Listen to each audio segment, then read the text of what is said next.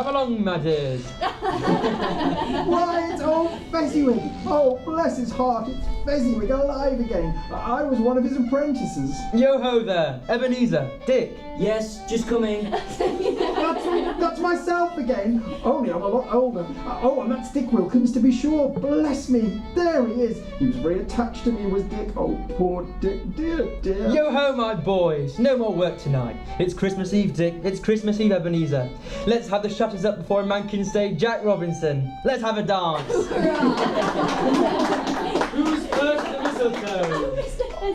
And he gave us a dance too. I remember that so clearly. There was a great piece of cold roast and a great piece of cold boiled, and there were mince pies and plenty of beer. And it didn't finish until after 11 o'clock at night. Oh, how we blessed him! Give us a dance. A small matter to make so many silly folk so full of gratitude. A small matter? Why is it not? He spent but a few pounds of your mortal money. For that, does he deserve so much praise? It isn't only that, Spirit. He had the power to render us happy or unhappy, to make our service light or burdensome, a pleasure or a toil. Say that his power lay in words and looks and things so slight and insignificant that it was impossible to add up and count them, but the happiness he gave us was quite as great as if it had cost a fortune. What is the matter? Nothing particular. Something, I think. No. I should just like to say a word or two to my clerk now. That's all. Our time grows short. Quick. Again, Scrooge sees himself. He is older now, a man reaching the prime of his life. The face of the Ebenezer who appears before him has not the harsh and rigid lines of the Scrooge face of later years, but it has begun to wear the signs of care and avarice. There is an eager, greedy, restless motion in its eye which shows that a certain passion has taken root. It shows, too, where the shadow of the growing tree will fall. That's me again! The young man is not alone. And I know that girl. I know her. We were engaged to be married once upon a time. It matters little. To you, very little. Another idol has displaced me, and if it can cheer and comfort you in time to come, as I would have tried to, I have no just cause to grieve. What idol has displaced you? A golden one. This is the even-handed dealing of the world. There is nothing on which it is so hard as poverty, and there is nothing it professes to condemn with such severity as the pursuit of wealth. You fear the world too much. I have seen your nobler aspirations fall off one by one until the master passion, gain, engrosses you. Have I not? What then? Even if I have grown so much wiser, what then? I am not changed towards you, am I? Our contract is an old one. It was made when we were both poor and content to be so until, in good season, we could improve our worldly fortune by our patient industry. You are changed. When it was made, you were another man. I was a boy. Your own feelings tell you that you were not what you are. I am. Then we were one in heart. Now we are two. How often and how keenly I have thought of this. I will not say it is enough that I have thought of it, and I can release you. Have I ever sought release? In words, no, never. In what then? In a changed nature, in an altered spirit, in another atmosphere of life, with another hope as its great end, in everything that made my love of any worth or value in your sight.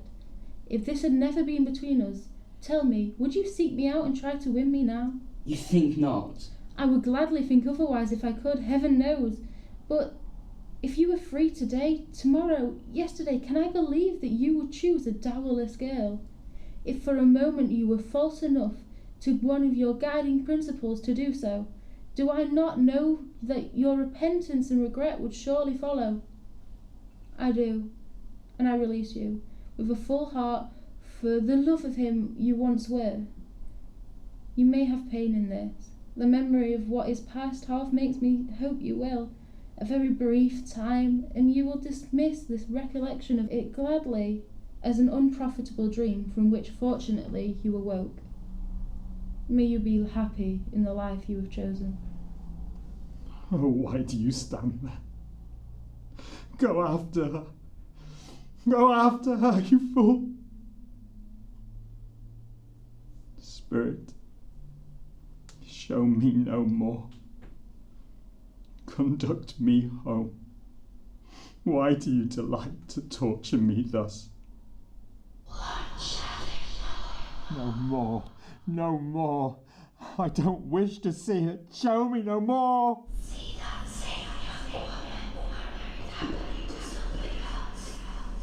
See her three children round her, and they are all so happy together. They are having a Christmas party, and they are all laughing. I cannot bear. Spirit, remove me from this place. We told you that we would show you shapes that have been. For what they are, do not blame us. For what Remove me. I cannot bear it. Leave me. Take me back. Torture me no longer.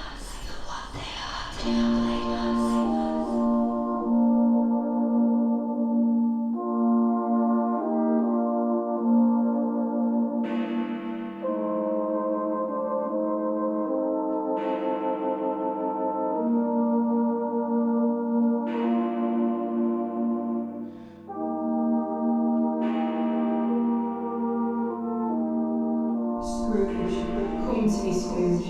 Come to me and know me better. I am the ghost of Christmas presents. Look upon me. You have never seen the like of me. Never. Spirit, conduct me where you will. I went forth last night under compulsion, and I learnt a lesson which is working now. Tonight, if you have anything to teach me, let me profit by it. Scrooge, touch my robe. And the ghost of Christmas Present takes Scrooge through the city streets and past the well-filled shops, Until they reach Bob Cratchit's humble dwelling in Camden Town. Let us stop here and bless Bob Cratchit's foreign home. It is a poor home, but a happy one. Bob has only 15 shillings a week to keep his family on. Thanks, Scrooge, to you. Give me a hand with this cloth, Belinda. Right you are, Ma. And what's that Peter of ours up to? He's mashing the potatoes, Ma, ain't you, Peter? Ma, can I go out to the park for a bit before we had our dinner? What do you want to go out in the park for, just before your Christmas dinner, for pity's sake? He's got his dad's shirt on, Ma. Didn't you notice? Dad said Peter could wear it today as he wouldn't have been using it for the office. He wants to go out into the park with all the fashionable knobs to show himself off. Ma, we can smell the goose cooking. Ma, we can smell the goose cooking. Ma! Oh, that wouldn't surprise me either. It's got sage and onion stuffing in it. Sage and onion stuffing. Ooh, yum! Oh, whatever's got to your father then? And your brother, Tiny Tim? And Martha, what, as late as last Christmas by half an hour? Here's Martha, Mother. Here's Martha, Mother. Hurrah! Such a goose, Martha. Oh, come here. Why, bless your heart alive, my dear, how late you are. We had a deal of work to finish up last night, and we had to clear away this morning, Mother. Well, never mind, so long as you come here. Come on, sit down before the fire, my dear, have a warm. Lord bless you. No, there's Father coming. Hide, Martha, hide. Hide. Why? Where's our Martha? Oh, she's not coming. Not coming? Our Martha not coming? Not coming on Christmas Day? Father, dear Father, here I am. Just fancy you thinking our Martha wouldn't be coming home, Father. As if any of us Cratchits would stay away from home on Christmas Day. Take Tiny Tim out to the wash house, you two, so they can hear the pudding singing with Papa. Come on, Tiny Tim, it smells lovely. Oh, how did little Tim behave, Bob? As good as gold, and better. Somehow he gets thoughtful, sitting by himself so much. He thinks the strangest things you ever heard. He told me coming home that he hoped that people saw him in the church, because he was a cripple, and it might be pleasant to them to remember, on Christmas Day, who made lame beggars walk, and blind men see. I think he's growing strong and hearty. I hope he's growing strong and hearty. Shh, Father dear, here he comes. So, the Cratchit family's sparse Christmas feast is assembled, while Bob Cratchit pours out some hot mixture from a jug into 2 tumblers and a custard cup without a handle, which are only the 2 pieces of glass the family possesses, while Peter mashes the potatoes with incredible vigour, while Belinda sweetens up the apple sauce, while Martha dusts the hot plates, and while the smaller Cratchits set chairs for everybody. Not forgetting themselves, Mrs. Cratchit goes to fetch the goose. When she brings it in, there are wild cheers. Not wholly deserved, for it is surely one of the very smallest geese that have ever appeared on any table. You better cram your spoons in your mouths, you two, lest you shriek for goose before your turn comes to be helped. Hooray! And what a goose it is! I don't believe there ever was such a goose cooked before. There'll be never enough for us all as long as we put enough apple sauce and mashed potato on our plates. Now then, are your glasses filled? Yes, Father.